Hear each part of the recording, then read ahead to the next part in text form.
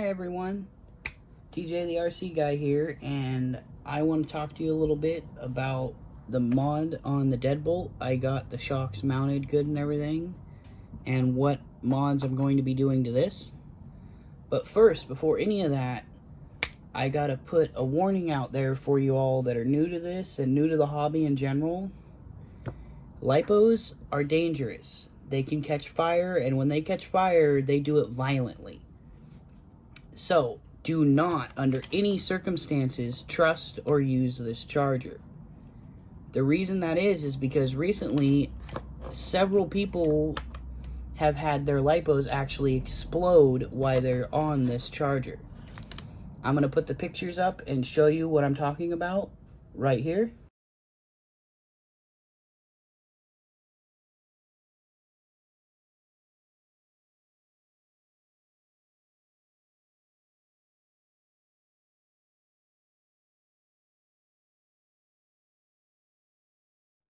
Okay, so if you're in the Facebook group that I put that post up and you were one of those people, thank you so much for sending me the pictures and letting me know what happened. That's awesome of you guys. I contacted Horizon Hobby. I let them know that this is what's going on and that this is happening to people. I've emailed them pictures, the ones that I actually showed you there. And they're supposed to be sending it up to the higher-ups to see what they can do about it and stuff like that. Me personally, I've used this charger, but only on a 400 milliamp USB. You can't use a computer USB because this charger will get so hot it'll either melt the charger, or if it's like my chargers, it'll also get the battery hot, and it is never good if a LiPo gets hot while it's charging. It's okay when you're running your RC, that's normal, but when you're charging it, it's not taking power quick enough that it should be getting hot. So that's something to be aware of. And for all you guys new to the hobby and don't know much about good chargers, I'm going to show you how to hook it up and charge it. So not with this, that's garbage. You want a charger like this. You can actually see the voltages and everything. So I'm going to hook up the battery real quick, and I'm going to show you that. So to do this, first for my adapter, being my charger uses bullet plugs. All this is a servo extension wire. It had a cover on it I peeled off, bent this out of the way. The white wire's not hooked up. You don't need it. I just was too lazy to remove it. You can actually pull the little tab here and remove this if you want. So you can make your own adapter, and this was nothing for me because I already had the parts laying around, but it'd be really cheap to make versus buying an actual adapter if you can even find them. So you have to have the main power lead. Now I'm not going to fully charge my batteries, but I want to show you this feature. Get a shot. Now I'm going to purposely plug this in backwards to show you that you can't screw up. So right now it's backwards. Watch what my charger does.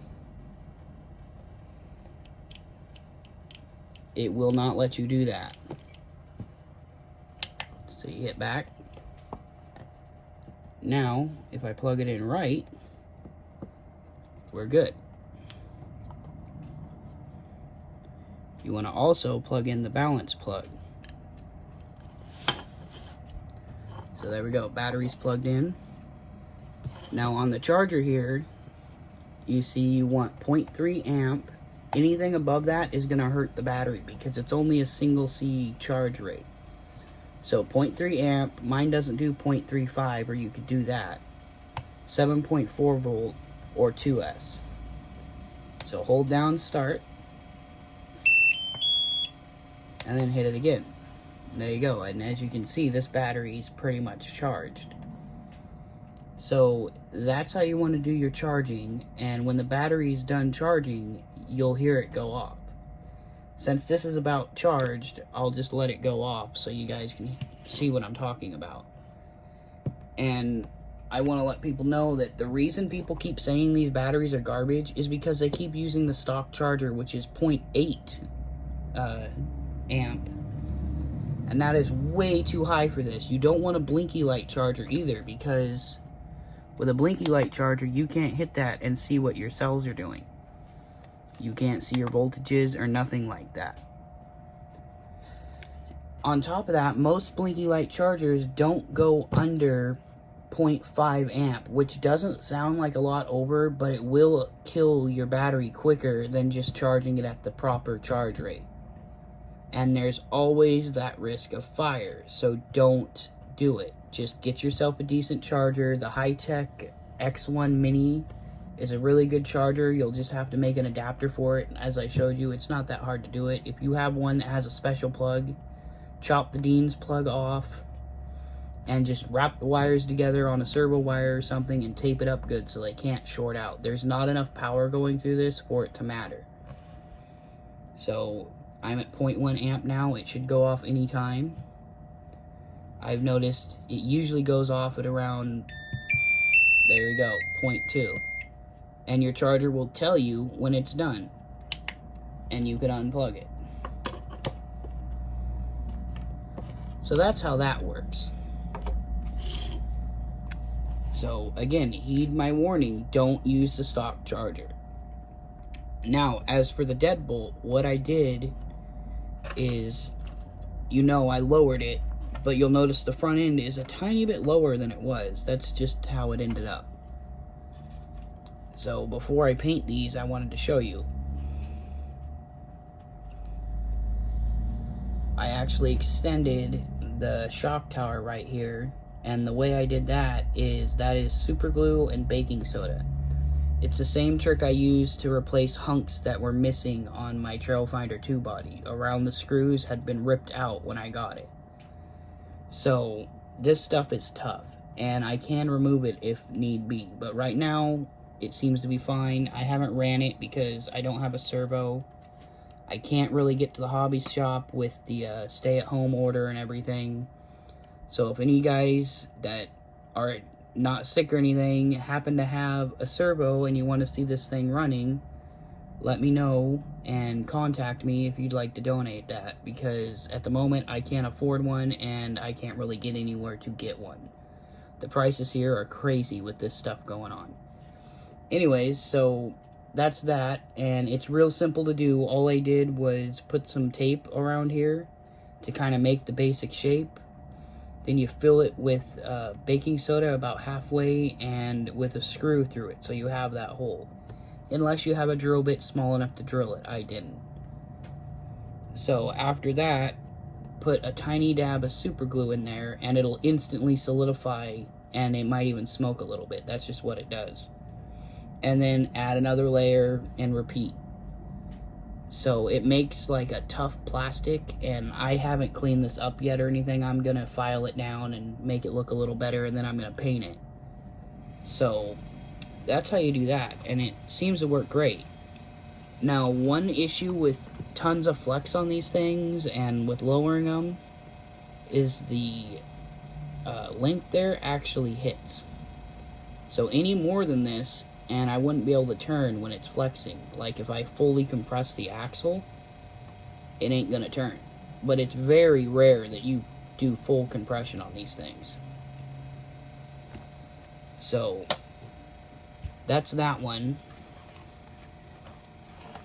Now as for this one, if you remember the first deadbolt I had, my very first like real mod other than the servo winch, is that I had taken the ESC, put it in the back, and made the tray here into a low center of gravity tray. Well, I'm not going to do that with this one because the way the motor is and everything, I couldn't put a battery in there like that. And the ESC tray is up pretty high, so running it vertical up here just wouldn't work right. But on this, the ESC tray is actually a little lower than the battery tray. So what I'm going to do on this one is the same mod, where I'm going to move my ESC into the chassis rails over here, and then I'm going to put the battery on this tray vertical. And that should work out pretty good. And on top of that, with just a bit of grinding, I should be able to fit a barrage motor in there with the tranny flip. We'll see when the time comes, because I don't have a barrage motor right now, and they're actually kind of hard to find because everyone's buying them. It's like the best upgrade motor you can get for $8. And I'm also thinking about popping these tires off because they come off relatively easy, and putting some weight inside so that I have more weight down low without putting it back on the axle. Because the weight in the middle here, although it does help with climbing, it doesn't help with leaning and stuff, because your axle will get up and then the weight will just take over. What else? Oh yeah, if you decide to get the chrome one, please be aware that this chrome flakes off super easy, because when the bumper bends, it's gonna flake, and you can see my bumper is slightly bent.